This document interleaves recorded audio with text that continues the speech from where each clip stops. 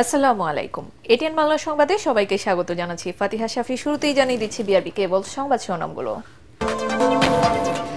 আগামীকাল ঐতিহাসিক জুলাই গণ অভ্যুত্থান দিবস। ফ্যাসিবাদ বিরোধী সব পক্ষের উপস্থিতিতে সংসদ ভবনের দক্ষিণ প্লাজায় ঘোষণাপত্র পাঠ করবেন প্রধান উপদেষ্টা। দিনব্যাপী থাকবে নানা অনুষ্ঠান। শেখ হাসিনাকে ফেরত পাঠাতে ইতিবাচক সাড়া দেয়নি ভারত, জানালেন পররাষ্ট্র উপদেষ্টা তৌহিদ হোসেন। নেওয়া হবে আন্তর্জাতিক সহযোগিতা।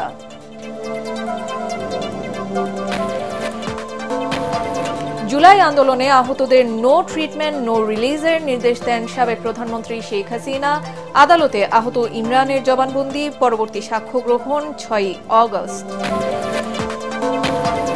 দেশের মানুষ আর কথামালার রাজনীতি দেখতে চায় না, প্রতিশ্রুতির বাস্তবায়ন চায়। যুবদলের অনুষ্ঠানে তারেক রহমান।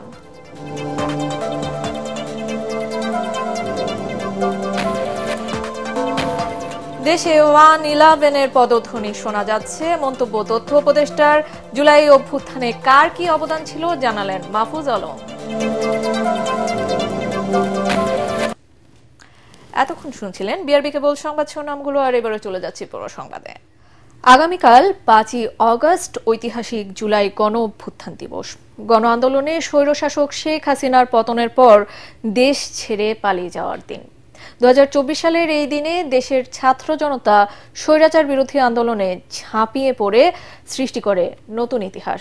জুলাই গণ অভ্যুত্থান দিবস ঘিরে রাজধানী জুড়ে নেওয়া হয়েছে নানা কর্মসূচি। বিকাল 5টায় মানিক মিয়া অ্যাভিনিউয়ের অনুষ্ঠান থেকে ঐতিহাসিক জুলাই ঘোষণাপত্র পাঠ করবেন প্রধান উপদেষ্টা ডক্টর মোহাম্মদ ইউনূস। দিবসটি উপলক্ষে আলাদা বাণী দিয়েছেন রাষ্ট্রপতি মোহাম্মদ শাহাবুদ্দিন ও প্রধান উপদেষ্টা ডক্টর মোহাম্মদ ইউনূস। বাণীতে জুলাই শহীদদের প্রতি গভীর শ্রদ্ধা জানিয়ে ফ্যাসিবাদ মুক্ত ন্যায়ভিত্তিক বাংলাদেশ গড়ার আহ্বান জানানো হয়েছে। জাহিদুল আলমের রিপোর্টে থাকছে বিস্তারিত।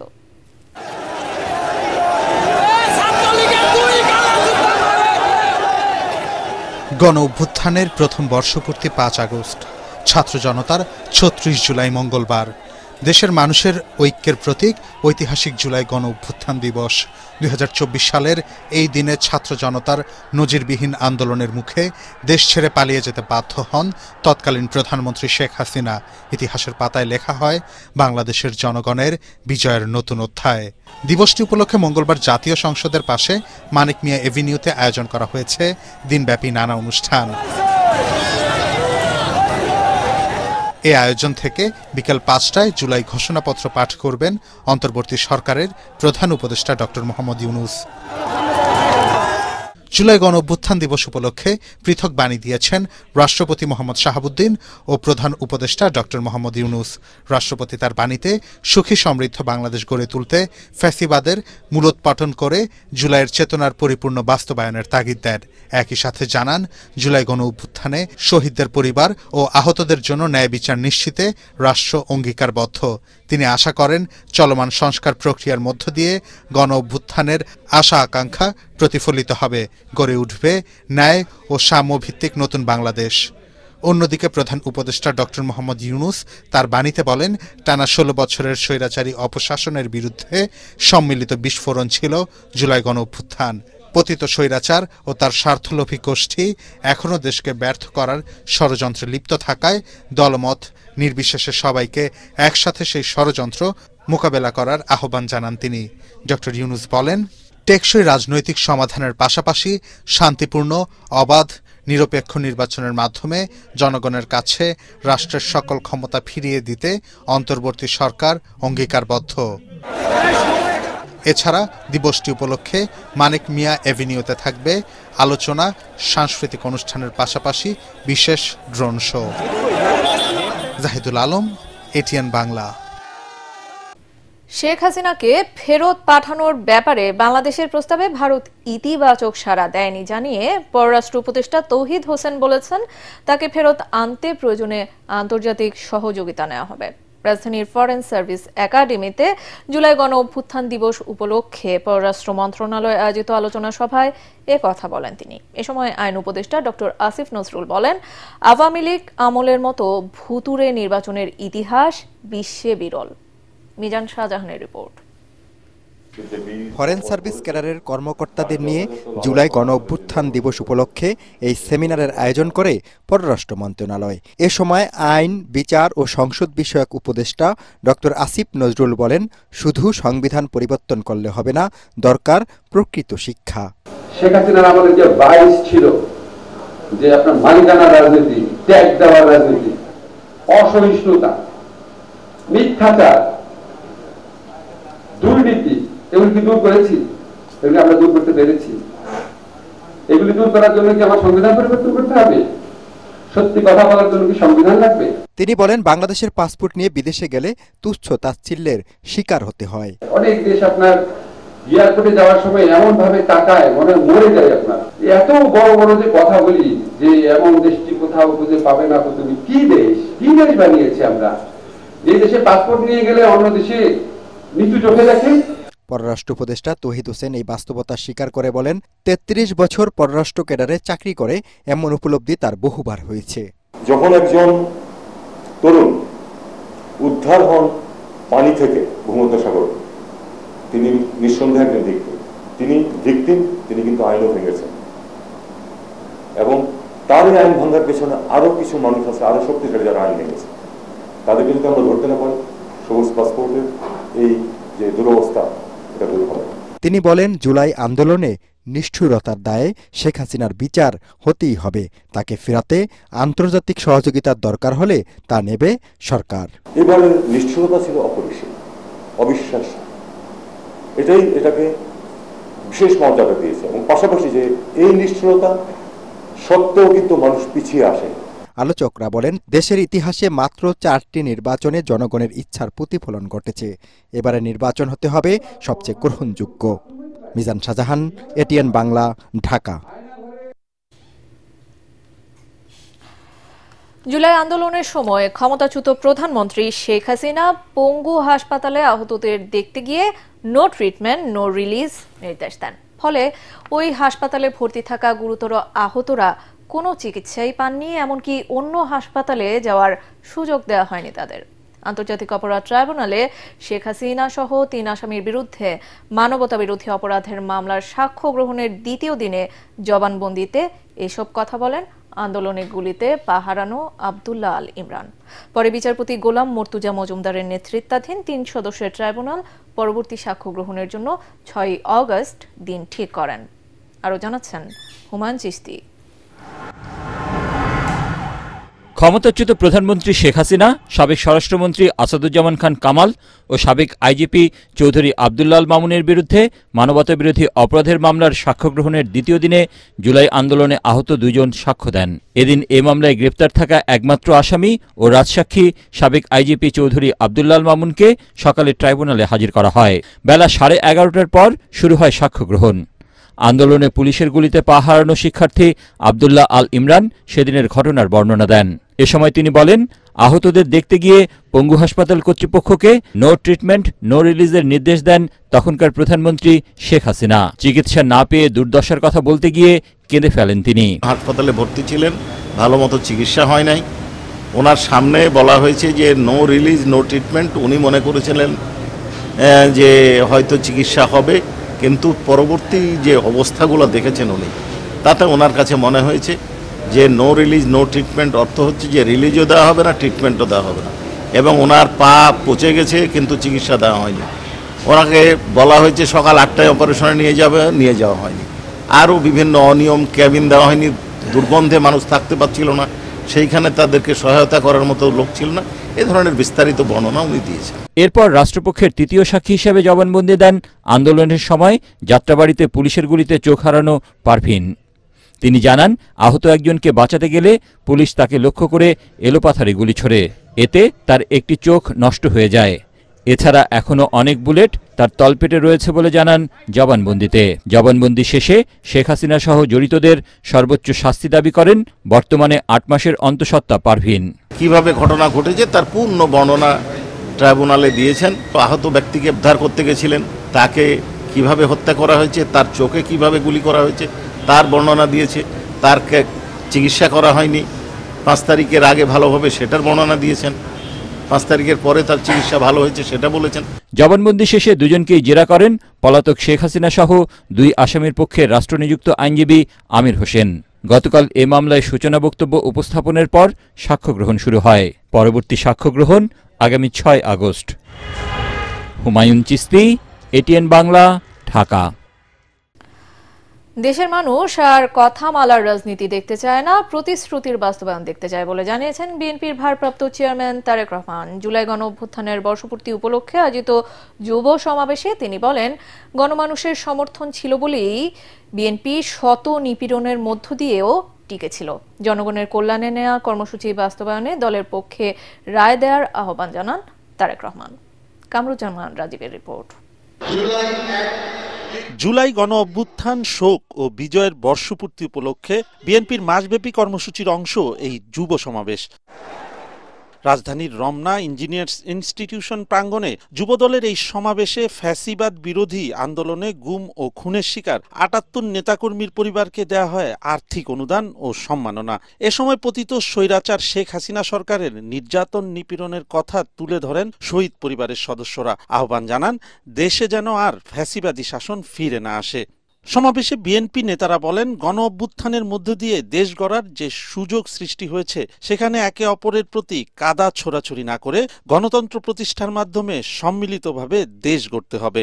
আমরা এই যে একটা সুযোগ পেয়েছি বাংলাদেশে আবার গণতন্ত্রকে তৈরি করবার, বাংলাদেশকে আবার অর্থনৈতিকভাবে সমৃদ্ধ করবার, আসুন সবাই মিলে একসাথে কাজ করে আমরা বাংলাদেশকে সেই দিকে এগিয়ে যাই, মাথায় উঁচু করে দাঁড়াই। দেশের মানুষ 17 বছর আন্দোলন করেছে কিন্তু ভোটের জন্য। এই ভোট এই সরকারের কাছ থেকে আমরা আদায় করেই ছাড়ব। সমাবেশে লন্ডন থেকে ভার্চুয়ালি যুক্ত হয়ে দলের ভারপ্রাপ্ত চেয়ারম্যান তারেক রহমান বলেন, দেশের মানুষের রায় পেলে জনগণের কল্যাণে নেওয়া পরিকল্পনা বাস্তবায়ন করবে বিএনপি। শুধু প্রতিশ্রুতি নয়, বিএনপির আগামীর রাজনীতি হবে বাস্তবায়নের। এই মুহূর্তে বাংলাদেশের মানুষ কথামালার রাজনীতি আর চাচ্ছে না, তারা একটি পরিবর্তন চাচ্ছে, প্রতিশ্রুতি চাচ্ছে না, বরং প্রতিশ্রুতির বাস্তবায়ন চাচ্ছে। বিএনপি জনগণের জীবন মান উন্নয়নের সুনির্দিষ্টভাবে কতগুলো পরিকল্পনা গ্রহণ করছে। এই পরিকল্পনাগুলো বাস্তবায়নের জন্য কিন্তু প্রয়োজন আমাদের জনগণের সমর্থন, প্রয়োজন বিএনপির প্রতি জনগণের রায়। তিনি বলেন, দেশের মানুষ পাশে ছিল বলেই স্বৈরাচার পতনের আন্দোলন সফল হয়েছে। তাই আপামর জনগণের আস্থা ধরে রাখাই বিএনপির মূল লক্ষ্য। আপনাদের প্রতি জনগণের বিশ্বাস ছিল, এই কারণেই আপনারা সাহসের সঙ্গে প্রতিবাদ প্রতিরোধ গড়ে তুলতে পেরেছেন। সুতরাং আপনাদের প্রতি জনগণের সেই আস্থা ও বিশ্বাস ধরে রাখুন। মনে রাখবেন, জনগণের আস্থা অর্জন করতে পারলে আপনি নেতা, জনগণ প্রত্যাখ্যান করলে আপনি নেতা নন। তারেক রহমান আরো বলেন, জনগণের সমর্থন নিয়েই সঠিক নেতৃত্ব নিশ্চিত করতে চায় তার দল। জনগণের আস্থায় থাকুন। কামরুজ্জামান রাজীব, এটিএন বাংলা, ঢাকা। 111-এর পদধ্বনি শোনা যাচ্ছে বলে আশঙ্কা প্রকাশ করেছেন অন্তর্বর্তী সরকারের তথ্য ও সম্প্রচার উপদেষ্টা মাহফুজ আলম। সন্ধ্যায় নিজের ভেরিফাইড ফেসবুক পেজে 111-এর পদধ্বনির কথা কেন বলছি শিরোনামে দেওয়া এক পোস্টে তিনি একথা বলেন। পোস্টে ঐক্য না হওয়ার কারণ হিসাবে মাহফুজ আলম বলেন, জুলাইয়ের শক্তিগুলোর ঐক্য নাই এবং ঐক্য ধরে না রাখার ক্ষেত্রে আমাদের যতটা দায় তার চেয়ে বেশি পুরাতন 111 শক্তিগুলোর অন্তর্ঘাতক কর্মকাণ্ড। জুলাইয়ের শক্তিগুলোর আত্মতুষ্টির সুযোগে পুরাতন 111 পন্থীদের বিভাজন এবং অন্তর্ঘাতের সুযোগ বৃদ্ধি পেয়েছে। একই সাথে আওয়ামী লীগকে স্বাভাবিকীকরণের অপচেষ্টা চলছে বলে দাবি করেন তথ্য উপদেষ্টা। জুলাই গণ অভ্যুত্থানে কার কি অবদান ছিল তাও উল্লেখ করেন তিনি। মাহফুজ বলেন, জুলাই জয়ী হবে কারণ জনগণের লড়াই পরাজিত হবে না। 5ই আগস্টকে ঘিরে নাশকতার সংখ্যা নেই বলে জানিয়েছেন স্বরাষ্ট্র উপদেষ্টা জাহাঙ্গীর আলম চৌধুরী। সচিবালয়ে কোর কমিটির বৈঠক শেষে উপদেষ্টা আরও বলেন, আগামী জাতীয় নির্বাচনে আওয়ামী লীগ অংশ নিতে পারবে কিনা সে বিষয়ে সিদ্ধান্ত নেবে সরকার, তবে সুষ্ঠুভাবে ভোট শেষ করতে বদ্ধপরিকর স্বরাষ্ট্র মন্ত্রণালয়। তিনি বলেন, আগের চেয়ে আইন শৃঙ্খলা পরিস্থিতির উন্নতি হয়েছে, তবে কাঙ্ক্ষিত অবস্থায় আসেনি। এ সময় স্বরাষ্ট্র উপদেষ্টা দাবি করেন, 54 বছরে দেশের আইন শৃঙ্খলা পরিস্থিতি কখনোই খুব ভালো ছিল না। রিপোর্টে জানাচ্ছেন মাহবুব কবির চপল। নভেম্বর মাসে নির্বাচনের ট্রেন ছেড়ে দিচ্ছে, মিস করলে আপনারা পিছিয়ে পড়বেন। গত নির্বাচনে বিএনপির অংশগ্রহণ নিয়ে কটাক্ষ করেছিলেন আওয়ামী লীগের সাধারণ সম্পাদক ওবায়দুল কাদের। এখন তার দলই নির্বাচনী ট্রেনে উঠতে পারবে কিনা তা নিয়ে সংশয় দেখা দিয়েছে। সংসদ নির্বাচন কেন্দ্র করে প্রস্তুতি নিচ্ছে বিএনপি, জামায়াত, এনসিপি সহ বিভিন্ন রাজনৈতিক দল। তবে মাঠে নেই আওয়ামী লীগ। নির্বাচন করতে পারবে কিনা আসেনি সে ঘোষণাও। স্বরাষ্ট্র উপদেষ্টা বলছেন, নির্বাচনে কে অংশ নেবে সেটা দেখার দায়িত্ব তাঁর মন্ত্রণালয়ের নয়। তারা সুষ্ঠু নির্বাচনের প্রস্তুতি নিচ্ছেন। সামনে নির্বাচন নিয়ে পুলিশের প্রস্তুতি কেমন এবং এই নির্বাচনে আওয়ামী লীগ অংশ নেবে কি নেবে না এরকম অনেক আলোচনা চলছে। কে অংশ নিবে কে অংশ নিবে না এটা আমার স্বরাষ্ট্র মন্ত্রণালয়ের প্রশ্ন না।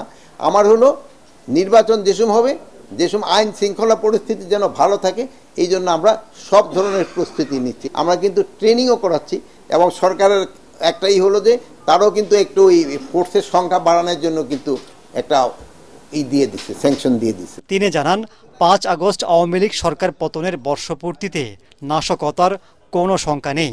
তারপরও পর্যাপ্ত প্রস্তুতি নিয়ে রেখেছে আইনশৃঙ্খলা বাহিনী। 3 আগস্ট সম্বন্ধে একটা কিন্তু আতঙ্ক ছিল, 5 আগস্টের সঙ্গে দেখেন তো কোনো ধরনের আতঙ্কের কোনো কারণেই নেই।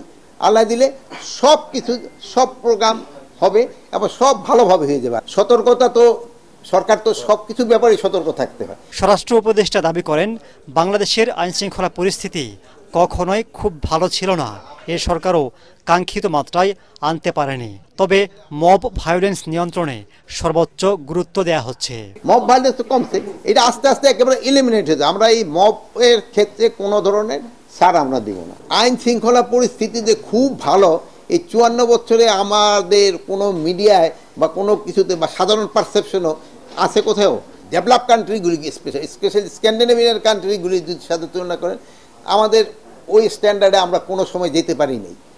আমরা হয়তো দোয়া করব, আমরা না পারি, হয়তো ভবিষ্যতে যারা আসবে তারা যেন যেতে পারে। কম সুরক্ষিত রাজনৈতিক দলগুলোকে বেশি নিরাপত্তা দেওয়া হচ্ছে বলে স্বীকার করেন স্বরাষ্ট্র উপদেষ্টা। যে বেশি ভালনারেবল তারা একটু বেশি প্রোটেকশন দেওয়া হয়। মাহবুব কবির চপল, এটিএন বাংলা, ঢাকা।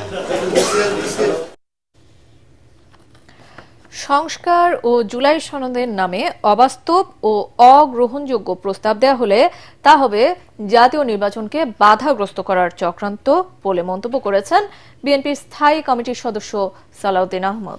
গুলশানের বাসায় সাংবাদিকদের সাথে মতবিনিময়ে তিনি আরো বলেন, অনির্বাচিত ব্যক্তিদের দিয়ে নয়, সংস্কার সংবিধান সংশোধন হতে হবে নির্বাচিত জনপ্রতিনিধিদের মাধ্যমে। বিএনপি সংস্কারের বিষয়ে সব সময়ই আন্তরিক দাবি করে তিনি বলেন, ঐকমত্য কমিশনের বৈঠকে অংশগ্রহণ ও মতামত দিয়ে সব ধরনের সহযোগিতা করে যাচ্ছে তার দল। সালাউদ্দিন আহমদ জানান, 6টি সংস্কার কমিশনের 19টি মৌলিক সংস্কার প্রস্তাবের 12টিতে একমত হয়েছে বিএনপি। নোট অব ডিসেন্ট দিয়েছে 7টিতে। মঙ্গলবার মানিক মিয়া অ্যাভিনিউতে জুলাই ঘোষণাপত্র প্রদান অনুষ্ঠানে বিএনপিকে এখনো আমন্ত্রণ জানানো হয়নি বলেও জানান তিনি। কোনো অবাস্তব এবং অলীক প্রক্রিয়ার কথা যদি বলা হয়, তাতে করে আমাদের মনে হবে হতে পারে যে তাহলে কি নির্বাচনকে বিলম্বিত করার জন্য কোনো রকমের উদ্দেশ্য আছে কিনা সকল প্রস্তাবের মধ্যে। কারণ নির্বাচিত সরকারের কাছে যদি এই প্রতিশ্রুতি বাস্তবায়নের দায়িত্ব না দেয়া হয়, তাহলে কাকে দেয়া হবে? অনির্বাচিত সরকারের কাছে? অনির্বাচিত সরকার তো বর্তমানে আছে। জুলাই জাতীয় সনদের খসড়া আমাদের কাছে দেয়া হয়েছে, সেটা আগামীকালকে যদি আমাদের কাছে প্রেরণ করে আমরা কালকেই সই করব। সংবিধানের 4th তফসিলে সেটার বর্ণনা থাকবে এবং সেই জায়গায় যে জুলাই ছাত্র গণ অভ্যুত্থানের পথ ধরে এই যে প্রতিষ্ঠা হলো সরকার, তার সকল কর্মকাণ্ডকে বৈধতা দেওয়ার একটা বর্ণনা থাকতে হয়। এটাই আমাদের ট্রেডিশন, সেই অনুসারে আমরা সেখানে স্বীকৃতি দেব। মুজিব পরিবারের অবৈধ সম্পত্তি বাজেয়াপ্ত করে জুলাই গণ অভ্যুত্থানে আহত ও নিহতদের পরিবারের মাঝে বন্টনের দাবি জানিয়েছেন ডিবেট ফর ডেমোক্রেসির চেয়ারম্যান হাসান আহমেদ চৌধুরী কিরণ। জুলাই গণ অভ্যুত্থানে শহীদ বিতার্কিক গোলাম নাফিজের কবরে শ্রদ্ধা জানানো শেষে তিনি এ দাবি জানান। হাসান আহমেদ চৌধুরী কিরণ বলেন, শহীদ নাফিজের নাফিসদের রক্তের বিনিময়ে বাংলাদেশ ফ্যাসিবাদ মুক্ত হয়েছে, শহীদদের রক্ত বৃথা যাবে না দাবি জানান জুলাই আগস্টের হত্যাকারীদের উপযুক্ত বিচার নিশ্চিতের। এ সময় শহীদ গোলাম নাফিসের বাবা মোহাম্মদ গোলাম রহমান জুলাই গণ অভ্যুত্থানের মামলার দ্রুত বিচারের দাবি জানান। একই সাথে আহ্বান জানান শহীদ পরিবারের সদস্যদের সমন্বয়ে গঠিত সংগঠনের পাশে রাষ্ট্রকে দাঁড়াতে। এ সময় আরও উপস্থিত ছিলেন ঢাকা কলেজ, ইডেন মহিলা college, Tejgaon college, Mirpur Bangla college ও শেরেবাংলা কৃষি বিশ্ববিদ্যালয়ের বিতার্কিকরা। যারা হেলিকপ্টার থেকে গুলি করেছে, যারা সরাসরি গুলি করেছে, যারা সরাসরি গুলির নির্দেশদাতা ছিল, এক এক করে বেরিয়ে আসছে। আমি সরকারের কাছে বলতে চাই যে আজকে মুজিব পরিবারের যে অবৈধ সম্পত্তিগুলো আমরা দেখতে পাচ্ছি এক এক করে প্রকাশিত হচ্ছে, আজকে এই মুজিব পরিবারের সম্পত্তিগুলোকে সরকার বাজেয়াপ্ত করে যাতে এই শহীদদের পরিবারকে সেখানে দিয়ে দেওয়া হয়, আহত পরিবারকে সেখানে দিয়ে দেওয়া হয়। অন্তর্বর্তী সরকারের সময় অর্থনীতির অনেক সূচকে প্রবৃদ্ধি সত্ত্বেও নেতিবাচক প্রচার করা হচ্ছে বলে মনে করেন অর্থ উপদেষ্টা সালেউদ্দিন আহমেদ। জাতীয় রাজস্ব বোর্ডের আলোচনা সভায় তিনি বলেন, এনবিআর এর পদক্ষেপগুলো স্বচ্ছতা ও জবাবদিহিতার মাধ্যমে বাস্তবায়ন করা গেলে রাজস্ব আহরণে ইতিবাচক পরিবর্তন আসবে। আর সংস্থাটির চেয়ারম্যান জানান, কর ফাঁকি রোধে কঠোর হচ্ছে জাতীয় রাজস্ব বোর্ড। শারফুল আলমের রিপোর্ট। 2025-26 অর্থ বছরের বাজেটে আয়কর, মূসক ও কাস্টমস নিয়ে জাতীয় রাজস্ব বোর্ডের এই সেমিনার। এতে অর্থ উপদেষ্টা সালেউদ্দিন আহমেদ বলেন, স্বচ্ছতা ও জবাবদিহিতা নিশ্চিত করা গেলে কর আহরণে ইতিবাচক পরিবর্তন আসবে। দেশের অর্থনীতি নিয়ে নেতিবাচক যা কিছু প্রকাশ করা হচ্ছে, বাস্তব অর্থনীতির চিত্রটা তেমন নয় বলেও দাবি করেন তিনি। অনেক করা বাকি ছিল, অনেক কিছু নাই।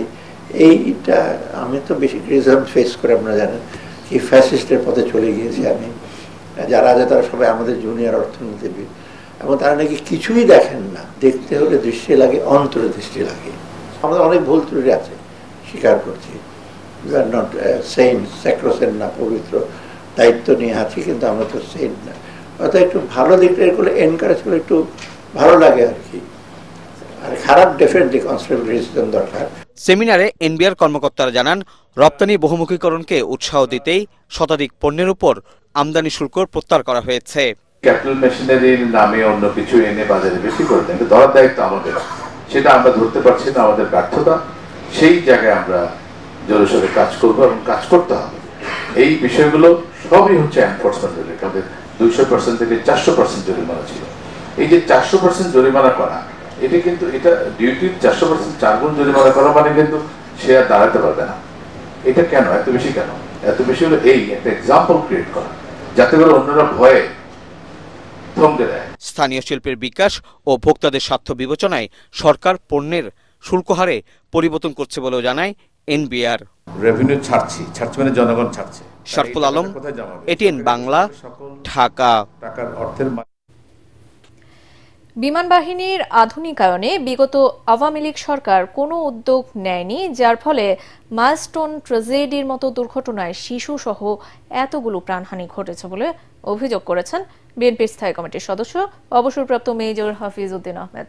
রাজধানীর তুরাগের বাসায় গিয়ে মাইলস্টোনে স্কুলে বিমান দুর্ঘটনায় নিহত সারিয়া আক্তারের পরিবারকে সমবেদনা জানানোর পর সাংবাদিকদের তিনি আরও বলেন, শেখ হাসিনা ও তার পরিবার দুর্নীতি লুটপাটে ব্যস্ত ছিল। হাফিজ উদ্দিন আরও বলেন, জনগণের ভোটে নির্বাচিত সরকার ক্ষমতায় থাকলে মাইলস্টোনের মতো এমন দুর্ঘটনার পুনরাবৃত্তি ঘটবে না।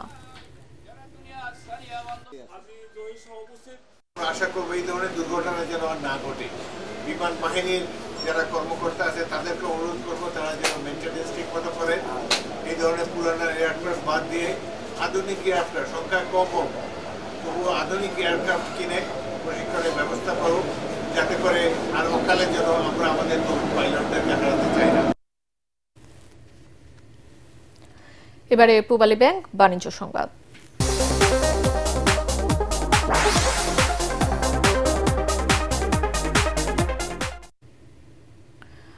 আর্থিক খাতে এমন কিছু সংস্কার করা হবে যেন এই খাত ঘুরে দাঁড়াতে পারে এবং তা দৃশ্যমান হয় বলে জানিয়েছেন বাংলাদেশ ব্যাংকের গভর্নর আহসান এইচ মনসুর।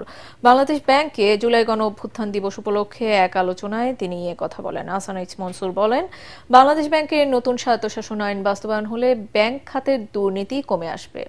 অন্তর্বর্তী উদ্যোগ বাস্তবায়ন হলে মুদ্রাস্ফীতি অনেকটা কমে আসবে বলেও জানান বাংলাদেশ ব্যাংকের গভর্নর। আমরা কিন্তু অনেকগুলো সংস্কারমূলক কাজকে এগিয়ে নিয়ে যেতে চাচ্ছি। যে সংস্কারগুলো আমরা মনে করি যে আর্থিক খাতের যে বুনিয়াদ, সেই বুনিয়াদটাকে শক্ত করবে। বাংলাদেশ ব্যাংক আইন যেটা হবে, যেটার মাধ্যমে স্বায়ত্তশাসনের ব্যবস্থাটা আমরা প্রস্তাব করছি, সেটা গৃহীত হবে। প্রাসঙ্গিক এবং একটাকে কমপ্লিমেন্টারি সাপোর্ট দেবে সেই আইনগুলো আমরা একসাথে যদি করতে পারি এবং সঠিকভাবে যদি এগুলোকে বাস্তবায়ন করতে পারি, তাহলে কিন্তু আমাদের আর্থিক খাতের চিত্র পাল্টাতে বাধ্য। এবার থাকছে আল আরাফা ইসলামী ব্যাংক অর্থ সংবাদ।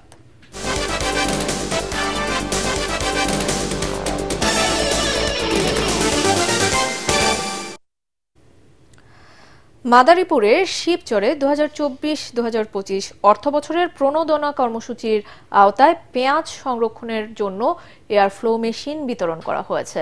সকালে উপজেলা কৃষি অফিসের সামনে কৃষকদের মাঝে এসব মেশিন বিতরণ করা হয়। মাদারীপুর খামারবাড়ির কৃষি প্রকৌশলী মিতা কুণ্ডু ও শিবচর উপজেলা কৃষি অফিসার রফিকুল ইসলাম সহ উপসহকারী কৃষি কর্মকর্তারা এ সময় উপস্থিত ছিলেন। অনুষ্ঠানে 35টি এয়ারফ্লো মেশিন বিতরণ করা হয়, যার প্রতিটির আওতায় সর্বোচ্চ 300 মণ পেঁয়াজ সংরক্ষণ করা যাবে বলে জানিয়েছেন সংশ্লিষ্টরা। এ পর্যায়ে থাকছে আন্তর্জাতিক সংবাদ।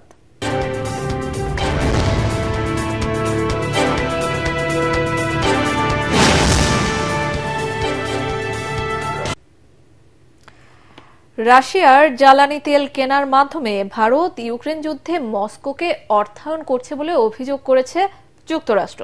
রাশিয়ার তেল কেনা বন্ধ করার জন্য নয়াদিল্লির ওপর ওয়াশিংটনের চাপ বাড়ানোর মধ্যেই এ অভিযোগ আনলেন মার্কিন প্রেসিডেন্টের দপ্তর। এ বিষয়ে ডোনাল্ড ট্রাম্পের শীর্ষ সহযোগী স্টিফেন মিলার বলেন, রাশিয়ার কাছ থেকে ভারতের তেল কিনে যুদ্ধে অর্থায়ন কোনোভাবেই গ্রহণযোগ্য নয়। এছাড়া ভারত যে রাশিয়ার তেল কিনছে, এক্ষেত্রে তারা পরোক্ষভাবে চীনের সঙ্গেও সম্পৃক্ত। তবে যুক্তরাষ্ট্রের এ অভিযোগের বিষয়ে জানতে চাইলে ওয়াশিংটনে ভারতীয় দূতাবাস কোনো মন্তব্য করেননি। এবারে জানিয়ে দিচ্ছি খেলার খবর।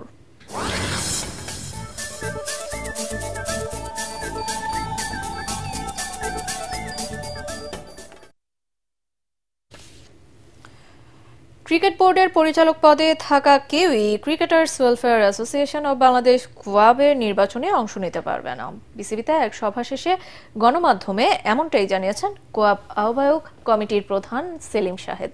এর আগেই কোয়াব কাঠামোতে পরিবর্তনের কথা জানানো হয়েছিল। নতুন করে গঠিত হতে যাওয়া কমিটিতে থাকবে একজন সভাপতি, একজন সিনিয়র সহ-সভাপতি, একজন সহ-সভাপতি এবং 8 জন কার্যনির্বাহী সদস্য। সাধারণ সম্পাদক পদ বিলুপ্ত করার ঘোষণা করা হয়। কোয়াবের স্থায়ী ও জীবন সদস্যরা কেবল নির্বাচনে অংশ নিতে পারবে। লিটন দাসকে অধিনায়ক করে আসন্ন এশিয়া কাপ ক্রিকেটের জন্য 25 সদস্যের প্রাথমিক দল ঘোষণা করেছে বাংলাদেশ ক্রিকেট বোর্ড বিসিবি।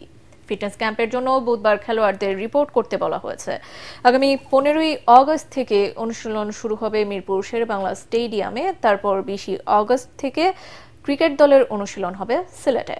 আগামী 9 থেকে 28 সেপ্টেম্বর সংযুক্ত আরব আমিরাতের দুবাই ও আবুধাবিতে হবে এবারের T20 ফরম্যাটের এশিয়া কাপ ক্রিকেট। টেস্ট ইতিহাসে সবচেয়ে কম ব্যবধানে এটি ভারতের জয়।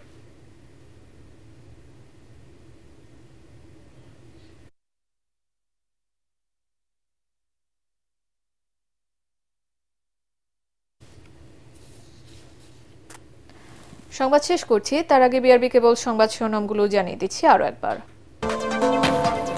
আগামীকাল ঐতিহাসিক জুলাই গণ অভ্যুত্থান দিবস। ফ্যাসিবাদ বিরোধী সব পক্ষের উপস্থিতিতে সংসদ ভবনের দক্ষিণ প্লাজায় ঘোষণাপত্র পাঠ করবেন প্রধান উপদেষ্টা। দিনব্যাপী থাকবে নানা অনুষ্ঠান। শেখ হাসিনাকে ফেরত পাঠাতে ইতিবাচক সাড়া দেয়নি ভারত, জানালেন পররাষ্ট্র উপদেষ্টা তৌহিদ হোসেন। নেওয়া হবে আন্তর্জাতিক সহযোগিতা।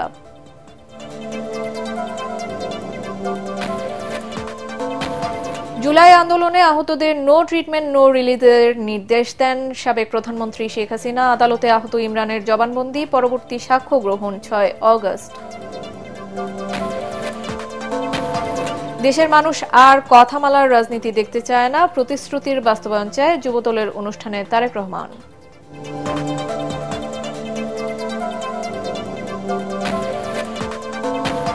দেশে 1-11-এর পদধ্বনি শোনা যাচ্ছে, মন্তব্য তথ্য উপদেষ্টার। জুলাই অভ্যুত্থানে কার কি অবদান ছিল জানালেন মাহফুজ আলম।